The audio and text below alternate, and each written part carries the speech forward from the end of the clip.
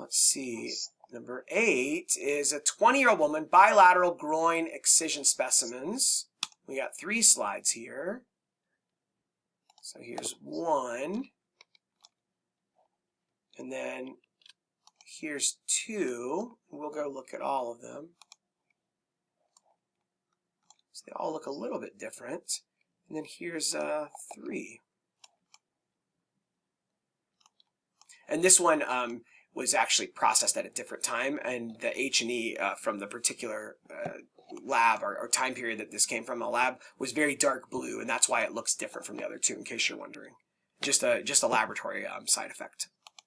All right, so so how do you put all this together? What do you think's going on here? So here, looking at the excision, clearly the pathology is kind of in this mid to lower dermis. You see these cystic structures, looks like kind of filled with keratin debris and a lot of lymphocytes, and then surrounding is a lot of mixed inflammation, seeing some lymphocytes, even a few like eosinophils and plasma cells, and then looking more superficial, you can see some like perifollicular inflammation, and then just kind of putting that with the clinical scenario, we were thinking like HS. Yeah, very good. This is Hidradenitis Suppurativa. And the reason I wanted to show this is because it can have a range of features, and it's something that I feel like people don't really talk about or teach about the pathology of very much. And probably that's because the pathology of it is not terribly specific. And also, a lot of times the diagnosis is obvious clinically by someone who knows about hidradenitis suppurativa. And as you guys, as dermatologists well know, this is a really terrible, frustrating disease for these patients, and very difficult. Sometimes patients can be very difficult to treat, and they really suffer from this. And so if you happen to be a patient watching this at home, just know that I'm a dermatopathologist who diagnoses this, but I don't treat hidradenitis suppurativa, but I also really empathize with the fact of how much suffering and discomfort this disease causes. And that's why we're educating other people about it. So it can have a few different features. Sometimes what you see looks like this: a keratin-filled cyst with rupture and associated mixed inflammation, granulation tissue. So this could, if you didn't have any history, and I said this was an inflamed nodule on the back, then you'd say this is a ruptured cyst, no problem, right? A ruptured follicular cyst, or you know, epidermoid cyst, whatever name you like for it. So these, to me, a ruptured epidermoid cyst or follicular cyst, or as the surgeons call sebaceous cyst, which is a total misnomer, but that looks identical, or can look identical, to what hidradenitis looks like microscopically. The key is you got to know the clinical, right? If it's bilateral, draining in the axilla or the groin, and they've had chronic problems, and it clinically fits for hidradenitis, then that's what it is. And when I sign these out, I actually sign them out as consistent with hidradenitis suppurativa. And if the clinical history is unclear, or I have trouble with that, I'll say that it's ruptured cyst with granulation tissue and scar and abscess or whatever, and that this could just be a ruptured cyst, but hidradenitis could look identical, and you have to, you know, correlate it with the clinical appearance, right? So that's the cyst part.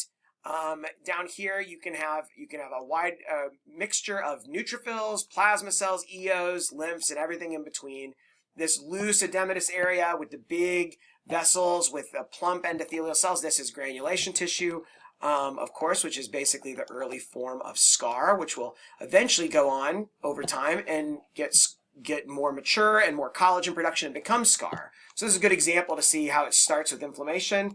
Then you get reactive myofibroblasts in vessels, which is the granulation tissue. And over time that matures and reorganizes and condenses down and pulls together into more compact scar tissue.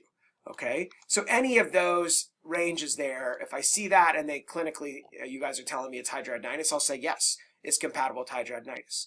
So now let's look at 2 other examples. And in fact, I think these actually may have all come from 3 different patients. I always make up these histories, you know. But in any case, it's to get the point across. This one looks quite different, though. You can tell that you're in the axilla or the groin because, look, we've got apocrine glands, big apocrine glands. If you need a refresher on apocrine gland histology and you're watching this on YouTube, I'll put a link down below to a little video I have about apocrine glands. and you can see the large nuclei with big nucleoli and these eosinophilic granules and the snouts that bulge into the lumen. But this is not a normal apocrine gland because it's filled with neutrophils, right? It's like neutrophils filling up. So this is kind of interesting because we say hidradenitis, which is kind of like a sweat gland inflammation. But many times in hidradenitis, I don't actually see inflammation within the sweat gland. But this was one case where I did. It's just like loads of it, right?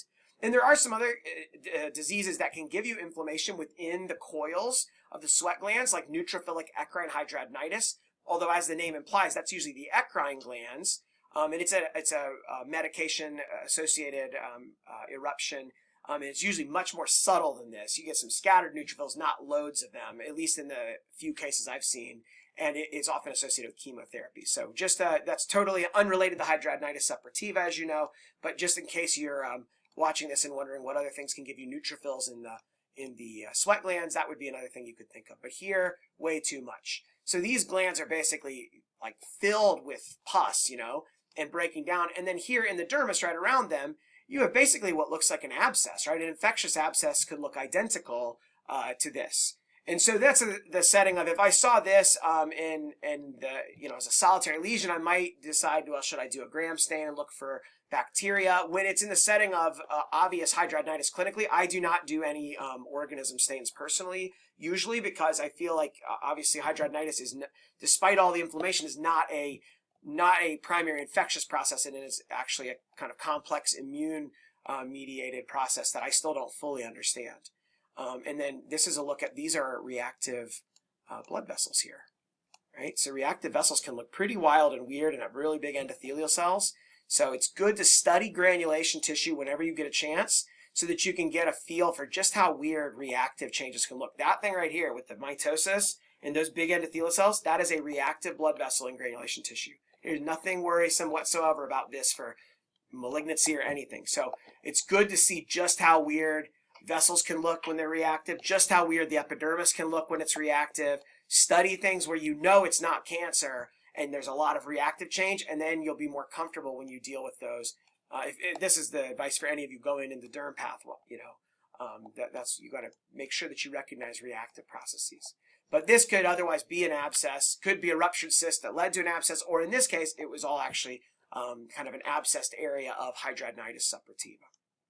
And then the final one was basically the same kinds of things, only this one was just all granulation tissue with some little pockets of neutrophil abscess. And sometimes what you get is this, that the neutrophils wash out, and so you basically have a pseudocyst that's like a big nodule of granulation tissue with a hole in the middle that's either washed out neutrophils or kind of a fluid filled. So you can have this kind of pseudocystic space that's not lined by any epithelium, and that's like right here. This is another pattern that I see sometimes in hidradenitis, like these pockets that are pseudocystic appearance, and I think they're really kind of an artifact of washed out neutrophil-rich areas. So that is just an example of 3 different kind of patterns that you can see microscopically in hidradenitis. And of course, again, this is not usually a diagnostic dilemma because usually these were all removed by a surgeon or a dermatologist for treatment purposes for the patient, not for diagnosis. But in any case, it's still good to know what to expect when we deal with those cases. Any questions on this? Nope. Awesome. Hey, well, we finished up our hour. I managed to drag out a few of these long enough to get the full hour out of these 8 cases. I hope you guys enjoyed. Thank you so much for inviting me. It was really fun. And everyone watching at home, thanks very much for watching. Thank you. Have a great afternoon, guys.